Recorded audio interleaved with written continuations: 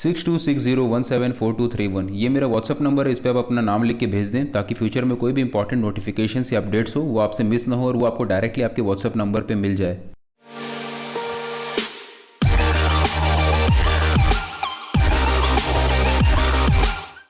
आप में से कई लोग मुझसे पूछते हो कि अपनी ड्राइंग को इम्प्रूव कैसे करें, अपनी स्केचिंग स्किल को कैसे सुधारें, अपनी पेंटिंग को कैसे सुधारें। तो बेसिकली आज की इस वीडियो में मैं आपको एक लंबा प्रोसेस छोटे में दिखाऊंगा। ये जो प्रोसेस मैं आज वीडियो में दिखाने वाला हूँ उसको करने में कई साल लगते हैं और कई साल लगेंगे। अगर कोई आपको बोले कि ये बहुत फास्ट हो जाता है या 2 दिन में ड्राइंग सीख जाओगे या 6 महीने में ड्राइंग सीख जाओगे, ऐसा पॉसिबल नहीं है। ये एक्चुअली में बहुत टाइम टेकिंग होता है आर्ट को सीखना। लेकिन मैं शॉर्ट में ये बताऊंगा कि किस तरीके से आप अपनी गलतियों को करते हो और उस गलतियों से सीखते हो और आगे बढ़ते हो। और वही चीज़ मैं करने वाला हूँ, गलती करूँगा, गलती से सीखूँगा, इम्प्रूव करूँगा। और ये चीज़ आप डेली बेसिस पे करोगे। जब भी आप कोई स्केच करोगे, ड्राइंग करोगे, आप उसको करोगे, उसमें गलतियाँ खोजोगे और उसको फिर से ठीक करोगे। और स्केचिंग क्यों ज़रूरी है ये भी आपको इस वीडियो में पता चल जाएगा। क्यों मैं बार बार स्केचिंग को रेकमेंड करता हूँ वो भी आपको इस वीडियो में अच्छे से पता चलेगा। तो इस वीडियो को ध्यान से देखना।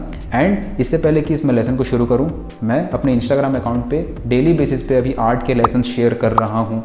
तो मेक श्योर कि आप मेरे इस इंस्टाग्राम आईडी पे ज़रूर मुझे फॉलो करें। फॉलो करो या नहीं करो आपकी मर्ज़ी है, बस मैंने बता दिया सो दैट आप वहाँ पे आपको लेसन्स जो हैं वो आप देख सको, एटलीस्ट आपको नॉलेज मिल सके। आप डेली बेसिस पे अपनी आर्ट एजुकेशन को थोड़ा थोड़ा इम्प्रूव करते रहो। तो इसलिए ये मेरा चैनल है, आप चाहो तो चेक कर सकते हो। अब स्टार्ट करते हैं आज का ये लेसन। तो आज मैंने रेफरेंस इमेज में लिया है डेविड का स्कल्पचर। डेविड एक बहुत ही पॉपुलर आर्टवर्क, बहुत ही पॉपुलर स्कल्पचर, बहुत ही महान कलाकार जिनका नाम था, चलिए इनका नाम मैं आपको नहीं बताता हूँ, आप मुझे कमेंट सेक्शन में बताना ताकि आपका भी थोड़ा सा नॉलेज गेन हो। और अगर आपको पता है तो आपका वो नॉलेज और ज़्यादा आपके अंदर रह जाए, आपको याद रह जाए। तो मुझे कमेंट सेक्शन में बताना कि ये रेफरेंस इमेज जो मैंने जिस आर्टिस्ट का लिया है वो किस आर्टिस्ट ने इस आर्टवर्क को बनाया था, इस स्कल्पचर को बनाया था। तो सबसे पहले मैं यहाँ पे फेस को ड्रॉ कर रहा हूँ। यहाँ पे मैं अपनी गलतियाँ शो करने वाला हूँ कि किस तरीके से आप इमेजिन करो कि आप मेरी जगह पे हो और आप भी इसी तरीके से ड्रॉ कर रहे हो अपनी डेली लाइफ में। तो जब मैंने इसको ड्रॉ किया, रफली मैंने सिंपल कुछ लाइंस खींची और फटाफट से ड्रॉ किया। और अब मैं थोड़ी शेडिंग्स वगैरह ऐड करना शुरू कर दिया। यहाँ पे मैं पेन का इस्तेमाल कर रहा हूँ। तो पेन की स्केचिंग बहुत ज़्यादा इंपॉर्टेंट होती है। इसके ऊपर मैंने पहले भी वीडियो बनाई है, आप मेरे चैनल पे देख सकते हो। लेकिन यहाँ पे अगर आप पेन इस्तेमाल कर रहे हो, पेंसिल इस्तेमाल कर रहे हो, दोनों ही केस में ये इंपॉर्टेंट है ये चीज़ों को समझना। मैंने फेस बनाया, वो मुझसे मैच नहीं हुआ, मुझे लगा कि इसमें काफ़ी सारी गलतियाँ हैं, मैंने उसे छोड़ दिया। मैंने दोबारा फेस बनाया। इस बार मैंने कुछ चीज़ों को समझा। मैंने लूमीज मेथड को थोड़ा बेसिक लेवल पे समझा कि हाँ ये इस तरफ देख रहा है, इसका जो फेस है वो साइड व्यू में है, ठीक है, इसका फ्रंट प्लेन ये होगा, साइड प्लेन ये होगा। कुछ बेसिक चीज़ें समझी और फिर क्विकली मैं यहाँ पे ट्राई करूँगा दोबारा से इसी फेस को बनाने का। और यही चीज़ आप मान के चलो कि आप भी अपनी लाइफ में करते हो। आप एक स्कल्पचर, आप किसी भी ड्राइंग को करते हो, कोई भी चीज़ आर्टवर्क बनाते हो, वहाँ पर आपकी गलतियाँ होती हैं और वहाँ पे आप कुछ मिस्टेक्स करते हो, फिर आपको लगता है कि ये गलत हो रहा है, फिर आप उसको सुधारते हो। और इस केस में इसलिए स्केचिंग बहुत ज़्यादा रोल बड़ा प्ले करती है, क्योंकि स्केचिंग ऐसी चीज़ है जहाँ पे आप रिपीटेड मोड में काम कर सकते हो। यहाँ पे आप देख सकते हो मैंने पहला फेस बनाया, मुझे गड़बड़ लगा, मुझे अच्छा नहीं लगा बनने के बाद, तो मैंने दोबारा तुरंत मैंने नया फेस बनाना शुरू भी कर दिया। अदरवाइज़ क्या होता, अगर मैं बहुत बड़ी पेंटिंग कर रहा होता और मुझे काफ़ी दिन लग जाते बनाने में और मुझे फिर गलती नज़र में आती, जहाँ पे मेरी ड्राइंग की मिस्टेक है वो मुझे बाद में नज़र आती, तो फिर वो बहुत टाइम जा चुका होता और फिर से मुझे बनाने का मन भी नहीं करता, ठीक है। तो इस जो हम स्केचिंग करते हैं ना वो बहुत बड़ा रोल प्ले करता है हमारी लाइफ में, जो कि आप यहाँ पे देख सकते हो। तो मैं यहाँ पे दोबारा फेस बना रहा हूँ क्विकली। और यहाँ पे कुछ चीज़ें मैंने सीखी कि मुझे जो लूमीज मेथड है उसके कुछ बेसिक्स चीज़ें जाननी है। अब लूमीज मेथड आपको नहीं पता तो उसके ऊपर भी मैंने अपने चैनल में वीडियोस डाल रखी हैं, तो आप उसको चेकआउट कर सकते हो। मैं डिस्क्रिप्शन में उसके भी लिंक दे दूँगा, ठीक है। लेकिन अभी मत जाना, पहले इस वीडियो को ध्यान से देखो। अब मैंने कुछ लूमीज के बारे में समझा कि फेस इस तरफ देख रहा है, इसकी प्रोपोर्शन थोड़ी और ठीक करेंगे, ठीक है। कुछ बेसिक चीज़ों को मैंने सीखा। अब हमारी लाइफ में भी ऐसा ही होता है, हम अपने आर्टवर्क को सुधारते हैं, हम आर्टवर्क बनाते हैं, फिर कुछ सीखते हैं, ठीक है। इसको कहते हैं इनपुट का लेना। जो हम आर्टवर्क बना रहे हैं उसको कहते हैं आउटपुट का देना। जब हम इनपुट लेते हैं तभी हमारा आउटपुट सुधरता है। तो मैंने कुछ चीज़ें सीखी। फॉर एग्जांपल, आप एक आर्टवर्क बना रहे हो, आपको लूमीज वगैरह के बारे में नहीं पता, लेकिन आपने सीखा, आपने समझा, उसको प्रैक्टिस किया, उसके बाद आपने दोबारा से अपनी स्केचिंग के ऊपर काम करना शुरू किया।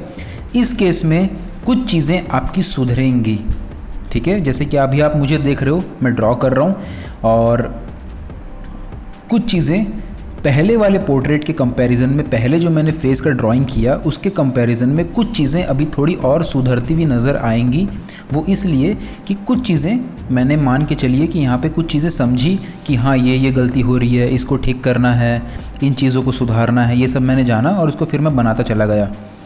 तो इसलिए स्केचिंग की इंपॉर्टेंस तो आपको पता चल गई, लेकिन ओवरऑल यहाँ पे जो सबसे बड़ा मेन फैक्टर है वो है ड्राइंग का सही होना।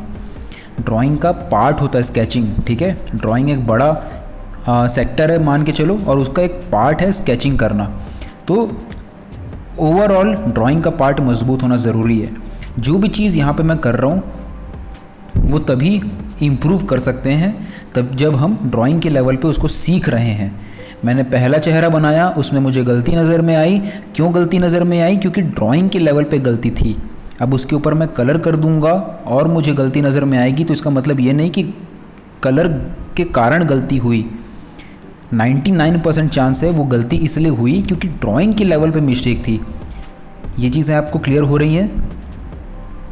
और ये चीज़ें मैंने मैक्सिमम लोगों को देखा है, वो कलर कर देते हैं, उसके बाद वो पूछते हैं कि मेरी कलरिंग अच्छी नहीं हो रही, मैं क्या करूं।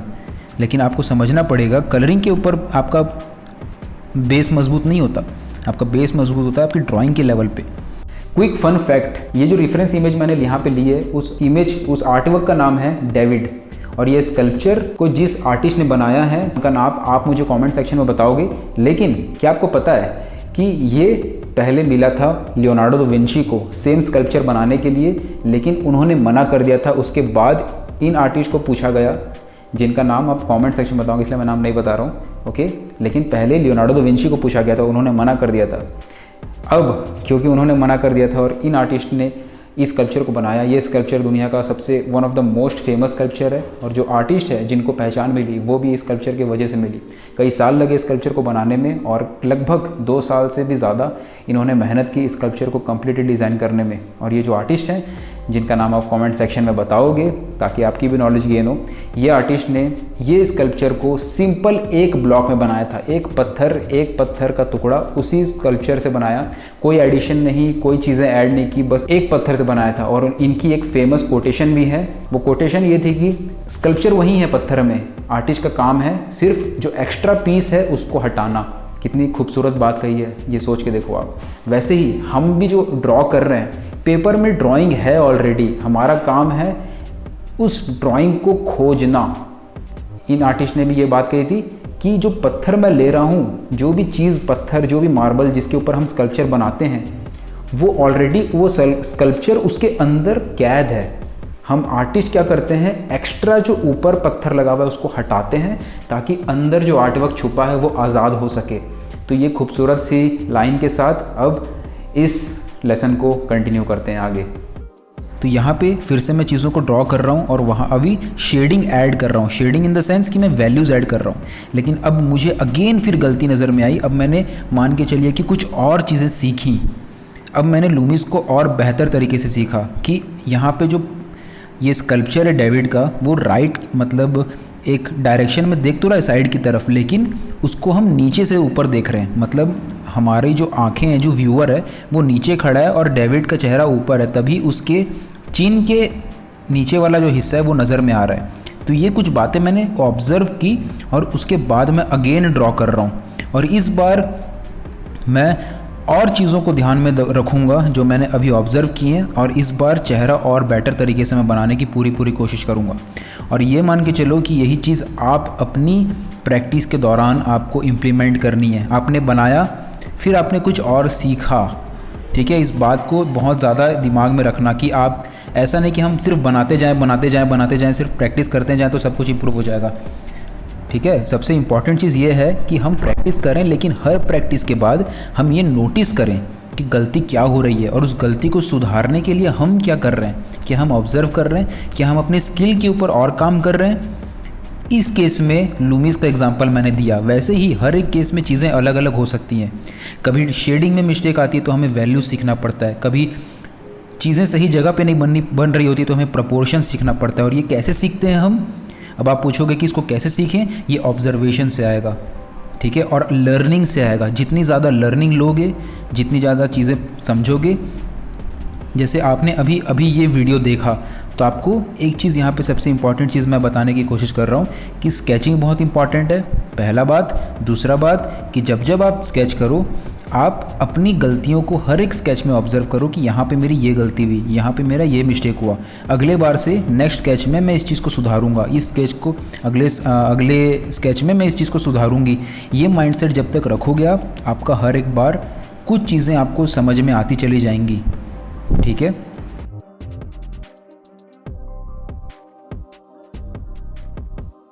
यहाँ पे मैं और चीज़ों को ऑब्ज़र्व कर रहा हूँ। जो चीज़ मैंने पहले गलतियों में मैंने सीखी कि यहाँ पे मुझे गड़बड़ हो रही है या लिप्स के एरिया में गड़बड़ हो रहा है, वो चीज़ मैंने समझी। अब उस चीज़ को मैं यहाँ पे इम्प्लीमेंट करने की कोशिश कर रहा हूँ कि वो चीज़ इस जगह पे गलत ना हो।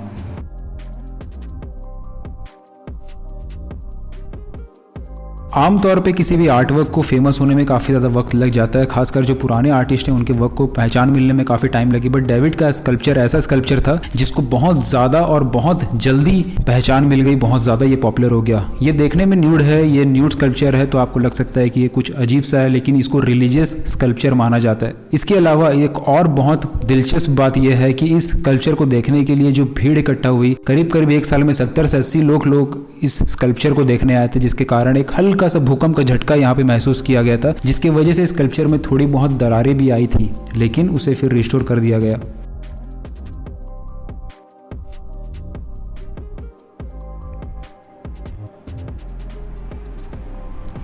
प्रोपोर्शन को इम्प्रूव करने के लिए मैंने एक एक्सरसाइज भी मैंने शेयर की अपने यूट्यूब चैनल पे, वो भी मैं डिस्क्रिप्शन में डाल दूंगा, उसको भी ज़रूर चेक करना। क्योंकि हर चीज़ को सीखने के लिए अलग अलग एक्सरसाइजेस, अलग अलग तरीके होते हैं। ठीक है, और हर चीज़ मेरी कोशिश रहती है कि आपके साथ मैं अपने चैनल पे शेयर कर सकूं, ताकि आप हर एक एस्पेक्ट में अपने आप को ग्रो कर सको, अपने आप को इम्प्रूव कर सको।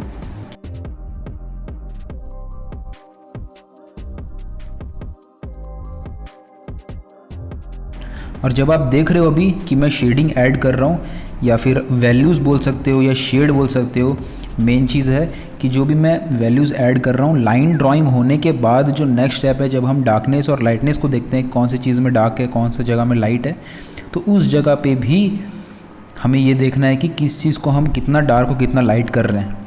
अगर पहले दो केस की हम बात करें, जहाँ पे मैंने पोर्ट्रेट जो बनाने की कोशिश की गलत बना, वहाँ पे मैंने डार्कनेस और लाइटनेस चलो लगभग सही देने की कोशिश की, लेकिन फिर भी वो मुझे गलत लगा क्योंकि ड्राइंग के लेवल पे मिस्टेक थी। इस केस में मुझे ड्राइंग के लेवल पे मिस्टेक को सुधारनी है, प्लस जब वो सुधर जाए तो मुझे रीचेक करना है, क्योंकि पिछले मिस्टेक से मैंने ये सीखा कि मुझे थोड़ा और टाइम देना है जब मैं ड्राइंग को कंप्लीट कर लूँ, ताकि मेरे पास एनफ टाइम हो रीचेकिंग के लिए।